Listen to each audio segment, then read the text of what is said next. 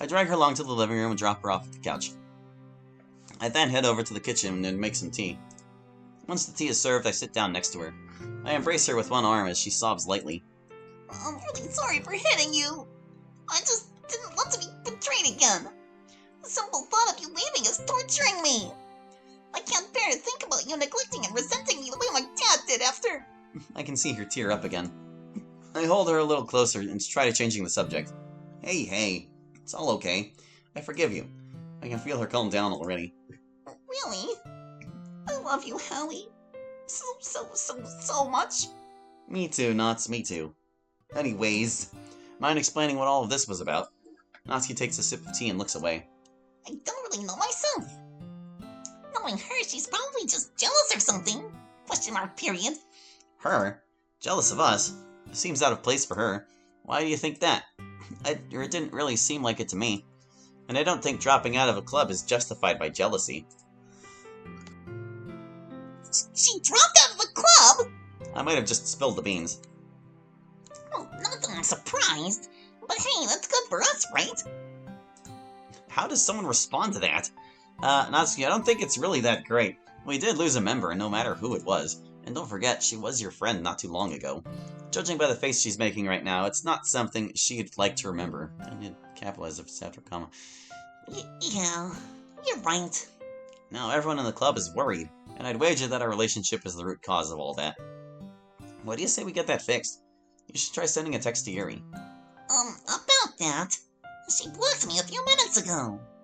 I may or may not have sent her an aggressive message. Man, she gets so carried away by her emotions at times. So... Sorry. I was thinking. I'll give Sayori a call. You go and get your face washed. I'll take care of dinner tonight. But Hallie, you really don't have to. Remember what we talked about this morning. Fine, but don't mess it up. I quickly call Sayori up and explain the situation in a few words. As expected, she's pretty drained, but quickly gets a grasp of it. Moments after I hang up, I get a text from Yuri. You two have a lot of problems to solve. Your girlfriend's behavior is unacceptable. Consider breaking up. If you do that, I may consider rejoining the club. I think everyone would be better off if you did. I take it lightly, since Yuri must still be pretty pissed. But it gets me thinking, could our relationship be at fault? Maybe breaking up is an option after all. I shouldn't prioritize myself over Natsuki and her friends. I close my phone and head towards the kitchen. I can hear her taking a shower. She's lightly humming a children's lullaby. Just reminding myself how the little things about her make me smile makes me realize I shouldn't even remotely consider breaking up with her. I get on with dinner. Nothing too special, as we are both tired. We eat in total silence and get to sleep. We kiss each other goodnight and let ourselves drift off into hopefully several hours of peaceful nothingness. I wake up again today, unenthusiastically. It's been a harrowing few weeks for us since the events that took place in the literature club. Each of us feels overwhelmingly guilty, wishing that we had gone about things differently. That said, Natsuki still chooses to sleep beside me every night. I feel guilty about that too, because it seems like I have her wrapped around my finger in spite of the fact that I've done nothing to try controlling her. It makes me feel like a bad person, like I'm taking advantage of my girlfriend who I treasure more than anything. Normally I'd wake up before Natsuki and just watch her sleep until she woke up, to which she would promptly respond by calling me creepy, but we have a good laugh about it. Nowadays, though, all I find myself doing is opening my eyes, thinking about how much I hate myself, then go wash up and start cooking breakfast. This morning I do exactly that. I perform my morning routine, and go downstairs to cook the two of us a markedly non-spectacular breakfast of eggs, rice, and toast. As I'm preparing our food, Natsuki walks in through the door. Good morning. Hey, good morning. How'd you sleep? Pretty much the same as always. Heh, yeah, makes sense. Yeah. The silence is so uncomfortable. I miss when we used to have little verbal back and forths with each other and make each other laugh. Nowadays, I feel like all we do is small talk like an old married couple. Hey, do you want coffee? Yeah, that sounds great, but I can make it myself. You can just focus on the breakfast. Okay, no problem. Natsuki opens the cupboard and starts preparing the coffee. I can't help but watch her as she does so. I'm just searching deep in my heart to find that spark we once had. Please, Natsuki, give me something. Do you want me to apologize? Do you want me to get on my knees and beg? I hate living this way. In a way, I think this is worse than her just breaking up with me. Hallie, are you okay? Huh? Why do you ask? Because I think you're getting some of your tears in our eggs. I get it if you want to add a little extra salt for flavor, but there's a line that needs to be drawn. I like to go the all natural approach. It's disgusting and you should be ashamed. I think we're making progress. The smile on my face is as plain as day. Sorry, Nats. I was just thinking about something, but I think you're helping me take my mind off it. Oh, really? What were you thinking about? Nats, do you think it's possible to miss someone dearly despite the fact that you're with them every single day? You miss how things were before and wish that the spark would come back? You retrace your steps to figure out exactly what went wrong and in what order, hoping that magically things go back to the way they used to be? I think it is possible, Hallie. We haven't been doing so well lately, huh? Not really, no. I miss you so much, Natsuki. I don't want us to keep drifting apart like this. It seems like those eggs are gonna keep getting seasoned after all. Hey, Hallie, don't start crying, because if you cry, then I'm gonna... Hallie! Natsuki leaps into my arms and I hold her tight. I'm so sorry I let things get this way, Nats. No! I'm sorry, it was all my fault again. Natsuki and I sob into each other's shoulders. I don't know if this is really what needed to happen to get the two of us back on track, but it's something. Natsuki, I need to make things up to you somehow. Why don't we go on a date today? I really like that. There actually is something I've been wanting to go do lately. What would that be? Christmas is coming soon, so can we go to the city and see all the lights? Natsuki, that sounds like an amazing time. Of course it is. I came up with it after all. Oh, you came up with Christmas lights? Then I think the entire world ought to be thanking you for your contributions to the holidays. Puff! Don't be a dummy! Instinctually, I hug Natsuki again and squeeze her, then we close it with a kiss.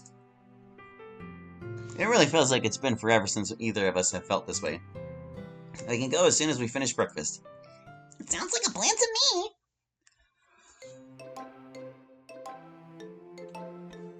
As we get out the door, blah blah blah. So we still get the Christmas scene. It's gonna be any different. We go to the grave.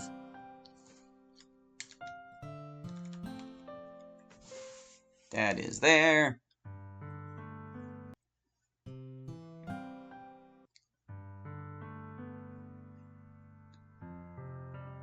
And we'll say no because I still think that's the wrong choice.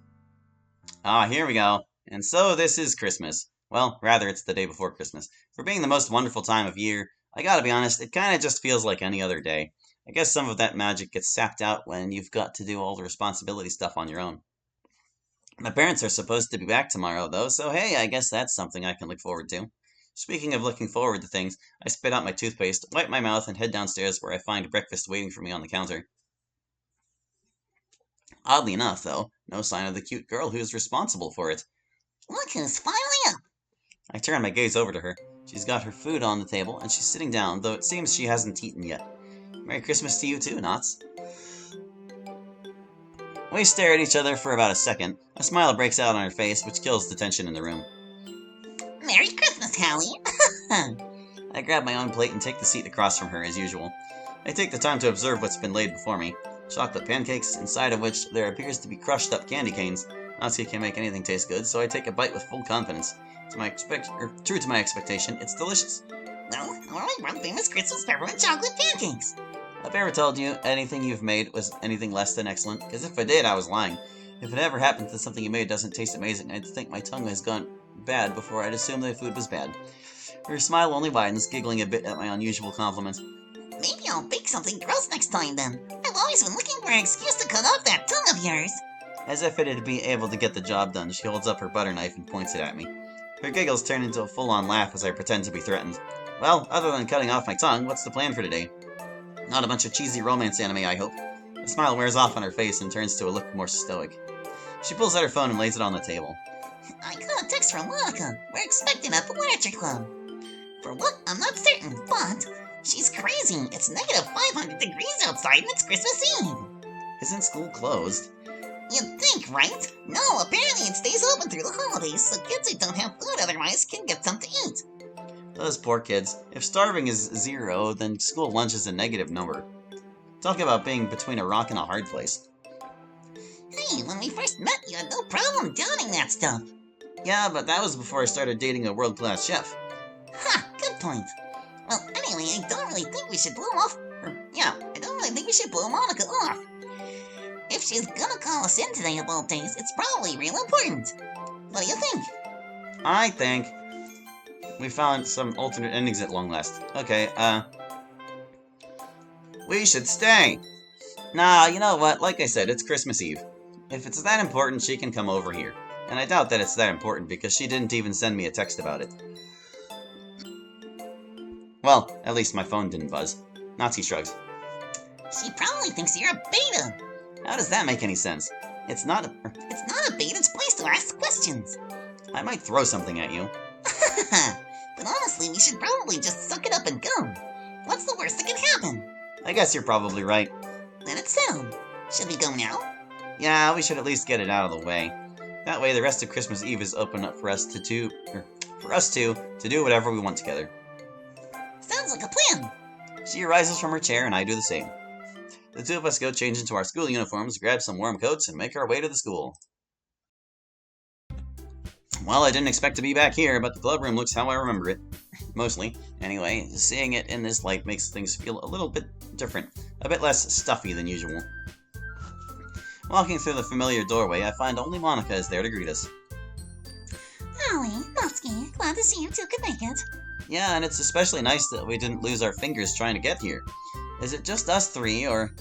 We're missing one more person, but she should be on her way. Actually, I'm surprised Sayori didn't tag along with you too. For some reason, it feels like that's a dig at me for not checking in on Sayori. Although maybe that's just guilt. Knowing her, she's probably still sleeping. If Yuri gets here first, I guess I'll try calling her. Yuri left the club, remember, Hallie? Oh yeah. Man, I completely forgot about that. Now I really feel guilty, seeing as that was sort of my fault.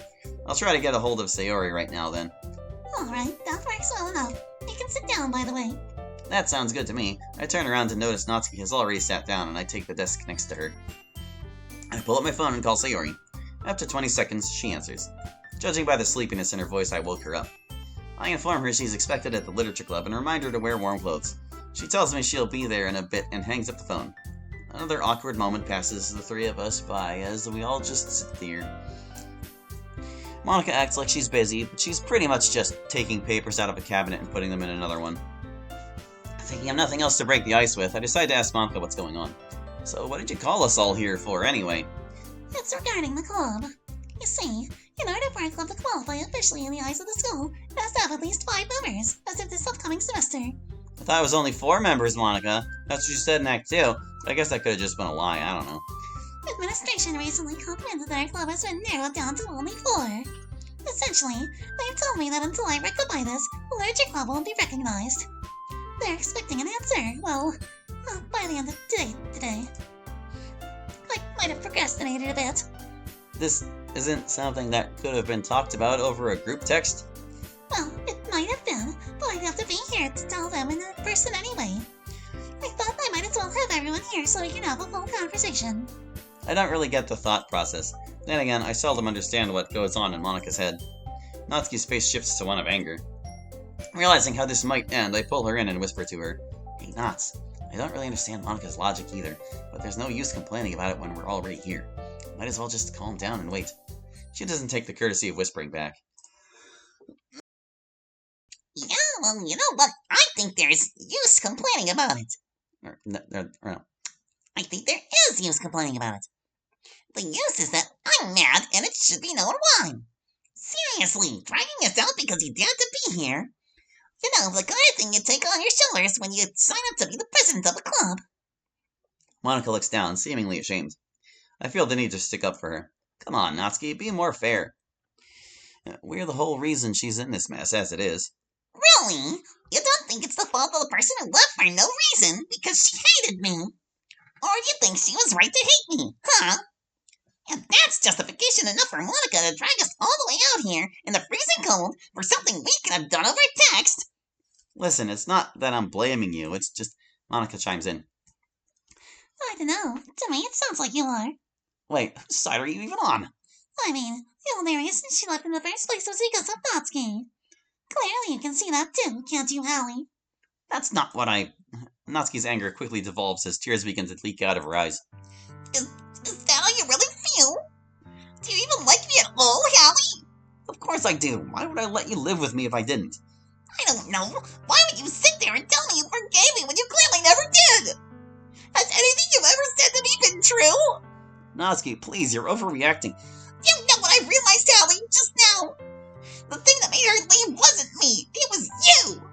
An entire friendship gone just because you showed up. And now you're about to take the club with you. Instead of taking the blame for it, you used me as a scapegoat. I don't think I can share a house with a guy like that or spend my life with a guy like that. It felt as if those words were being delivered in slow motion. The rest of the world suddenly disappeared. All I could process was Natsuki saying them. Without another word, she runs out of the club, and the world begins to move again. What just happened? For starters, I think we lost another member of the club. If she wants to make jokes like that, that's gonna be 2 members of the club she loses. Why'd she react like that? Or rather, why didn't she let me talk to her? Normally I can console her when we're arguing. Honestly, it's probably just that she already felt betrayed. I have no doubt this is a sensitive subject for her. Sorry, I was hoping that if I agreed with you, she might recognize that she's the only person in the room who feels the way she does. And that she might change her mind. It probably only made her feel cornered and had her lash out further. It doesn't surprise me that Monica made a mistake like that. She's not exactly the most comforting friend around. You have a very judgmental look on your face right now, Hallie, and I don't appreciate it. Well, I don't appreciate you getting in the middle of my relationship again, Monica. I'd watch my tongue if I were you. Oh, really? So I'm on thin ice now? Just because you've done nothing but shower us with empty support and want me to take responsibility for your selfishness. I'm not one to coddle anybody. I try to look at disputes from an unbiased perspective, and I will not apologize for that. I look at Monica with disdain. You're so robotic, Monica. You don't understand anyone's feelings whatsoever. And your apathy might have just ruined my life. Merry Christmas. I'm getting out of here. Oh, so now you're just going to leave the club too, and destroy something important to me? The literature club means everything to me, and now you're going to ruin it. I'm not the selfish one here, Hallie. Maybe in her mind she's the victim, and in my mind I am. To someone neutral, we might have both been in the wrong. But I'm not going to stand here and act like I'm not pissed. This is goodbye to you and the club, Monica. You pushed us away. I hope you're happy with yourself. Well, I don't know how much further this clearly bad ending has to go, but that is time for now. So thank you for watching. I hope you enjoyed. I'll catch you next time with more of A Normal VN. Hope to see you then. Bye-bye.